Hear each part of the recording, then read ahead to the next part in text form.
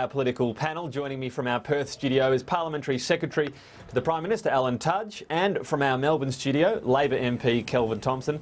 Thanks both for your time today, gents. I'd like to start talking about the terror threat, but a bit of a different aspect. A family is taking legal action we've seen today after claiming they were brutally and unfairly targeted during the counter-terrorism raids we saw in Sydney last week. A 15-year-old son in this family says his mother was not allowed to cover herself in the traditional Muslim way. Bed sheets were reportedly ripped off her by police. She was allegedly punched. The son says the police searched the house with sniffer dogs, metal detectors, dug up the backyard and apparently found nothing. No charges were laid and nobody was detained, and this family has not been told why they were targeted. Now, Tudge, we've had a lot of raids for, so far, not many arrests. Do you think this is the best way to build support for what the government is calling Team Australia? Well, good afternoon, Tom. Every individual in Australia has the right to take legal action if they choose, but I would say that I have complete and utter confidence in our security agencies. They do a tremendous job. They act within the law. They have a very difficult job and often putting their own lives on the line to protect our society. I have great confidence in them, but as I said, it's a free country and individuals can take legal action should they choose. Obviously, it's a little bit of a guess here, but people not being told why they were targeted, do you think where possible they should be told as long as there's no sort of risk to operations?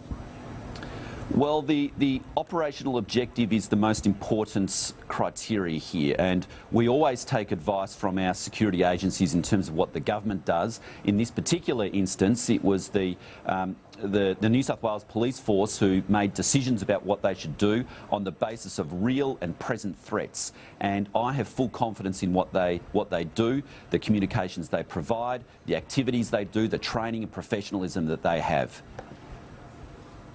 Kelvin Thomson, in the future there could be a similar story to this, that the authorities declare a special intelligence operation, and if so, journalists could face jail for reporting it. These are the new terror laws. Are you comfortable with Labor having rubber-stamped that legislation?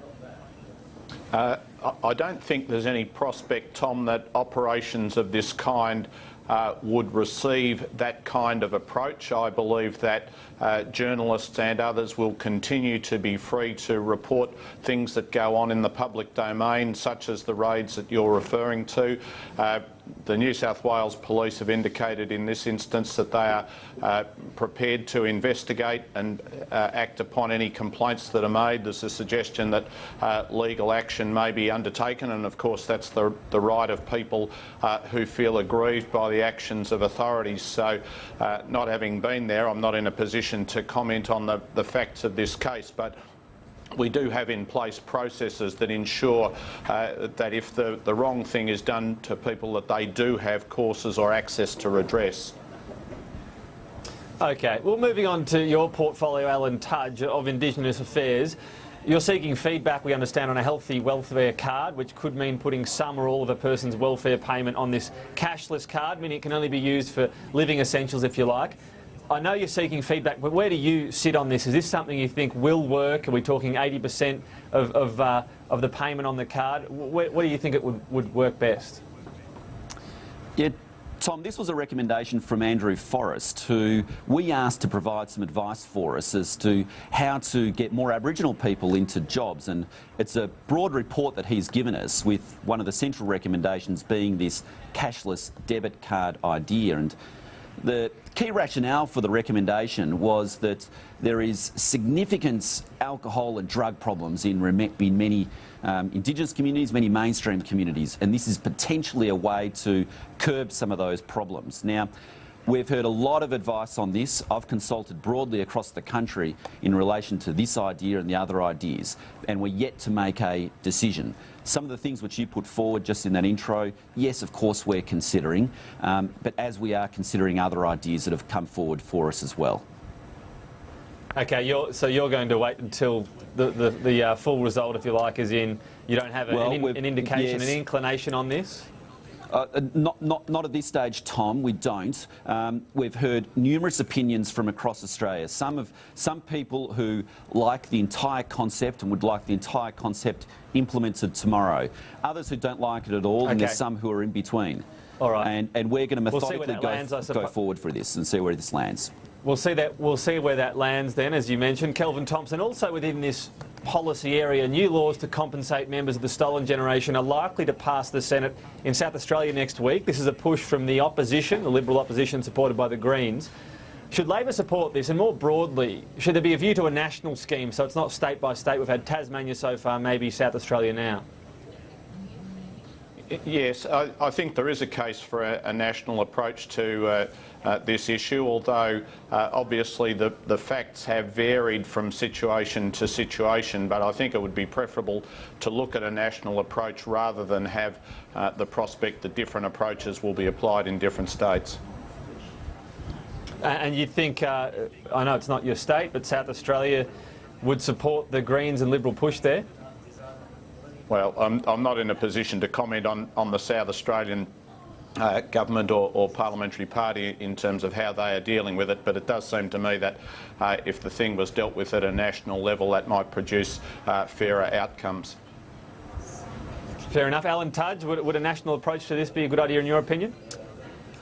I'm not convinced of that, Tom, in part because it's a different history and different policies and different practices state by state in relation to the stolen generations. And so I think it is actually quite proper that each jurisdiction has to consider their own histories and their own policies and properly make a response in relation to their particular circumstances. We know, for example, that Tasmania had a slightly different approach to South Australia. Yeah, and they've already, of course, passed similar legislation. I'd just like to move on to the budget because some very familiar lines appeared in the Australian newspaper today. We heard about global economic woes that could force the government to cut its budget outlook, lower iron ore and coal prices significantly impacting revenue. The MyEFO update will contain all of the ugly details, we're being told, but it might sound like a lot like Wayne Swan's time as Treasurer. In fact, these are the thoughts of Joe Hockey. Alan Tudge, is this the ground being readied for a budget blowout under the Liberal Party? No, it's not, Tom. We inherited an absolute fiscal disaster from the Labor Party, and as you know, we've put forward a plan to get the budget back under control. Now, of course, as circumstances change, we'll revise the figures, but unlike the Labor Party, we have put forward very conservative assumptions and will continue to do so. Whereas the Labor Party in the past, it looks as though even those assumptions weren't conservative enough, though. So is this the same problem?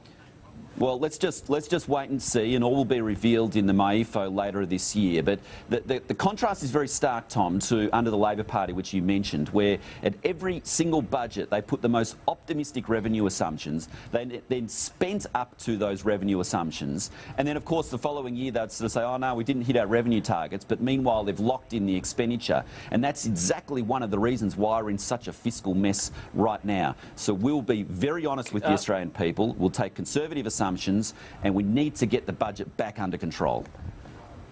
Kelvin Thomson, I'll let you respond and also just ask you, Labor obviously said revenue write-downs were outside of its control when they were in government. Is it going to be pretty hard for your party now to criticise the coalition for what could be the same thing? Well, I just about fell off my chair when I read the story in The Australian this morning, Tom. This is absolutely breathtaking hypocrisy from the Liberal Party. Just as recently as a fortnight ago at a press conference in Canberra, I quote the Minister for Finance, Matthias Cormann, "The government of the day is responsible for the budget forecasts. Labor kept overestimating revenue and underestimating their spending, and Labor can run as far as they like. They won't be able to hide from their responsibility. We are taking responsibility and we will stand by how we perform against our forecasts." And of course you had Tony Abbott always saying there will be no lame excuses. So the government is hardly in a position now to claim that it's the budget is outside its control and that the revenue write-downs are a consequence of forces beyond its control. I think if they want to do this in the MyEFO, they need to at the same time issue an apology to Wayne Swan for the relentless persecution they engaged in relation to his forecasts and the outcomes. Oh, please, Kelvin. To the same end, though, if you're going to heavily criticise the government, Kelvin Thomson, do you at the same time have to criticise Wayne Swan and his estimates? The point here is that the government has walked away from a range of revenue options which it should not have done. It's given a $1.1 billion tax break to multinational corporations. It's walked away from the carbon price. It's walked away from the mining tax. It wants to engage in a multi-billion dollar paid parental leave scheme.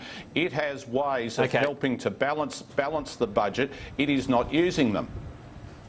Please, well, Kelvin, we've put forward a plan, Tom, to get the budget back under control, and Labor has blocked every single measure, including, mind you, $5 billion of savings which they put forward, which they're still blocking. I know this is an ongoing debate. I'm going to have to leave it there. We are right out of time. Alan Tudge and Kelvin Thomson, thanks both for your time. Thanks for watching, of course, at home, and stay with us for Newsday.